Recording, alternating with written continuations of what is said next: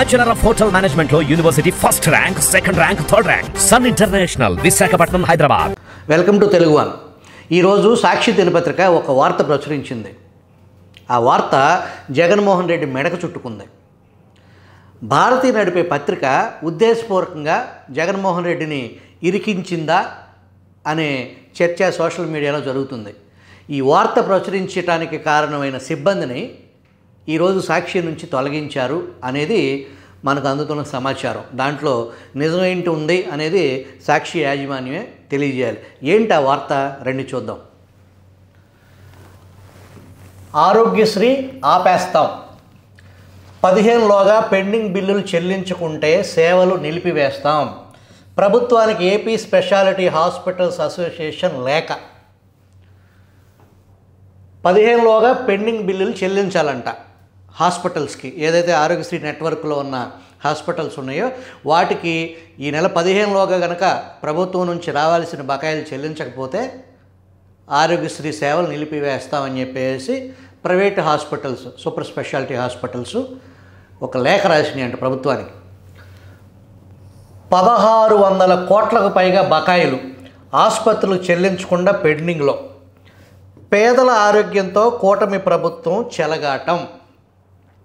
సరిగ్గా 50 రోజులు పట్టుమని 50 రోజులు అవల 49 రోజులు చంద్రబాబు నాయుడు ప్రమాణ స్వీకారం చేసి జూన్ 12 నాటి నుంచి ఈ రోజుకి 49 రోజుల కాలంలో 1600 కోట్లు అవకాశం లేదు కదా.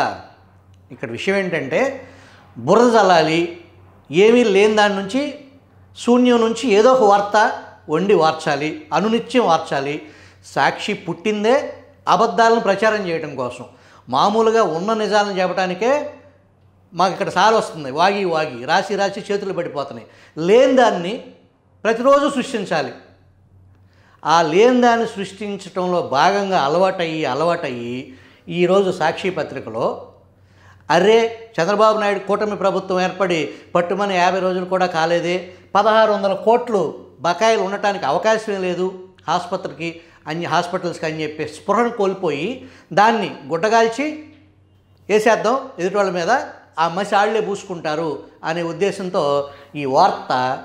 అంటే చదివే వాళ్ళకి స్పృహ జ్ఞానం అంటే సాక్షి చదివే వాళ్ళకి పూర్తి బుర్ర లేదు అని చెప్పేసి వాళ్ళు డిసైడ్ అయిపోయి ఈ వార్త ప్రచురించారు.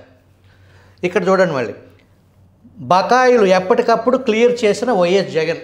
పాత బకాయిలు కూడా ఎప్పటికప్పుడు అది క్లియర్ చేసేసారంట జగన్మోహన్ రెడ్డి గారు. ఆ జగన్మోహన్ రెడ్డి భార్య నడిపే పత్రికలో వచ్చిన వార్త.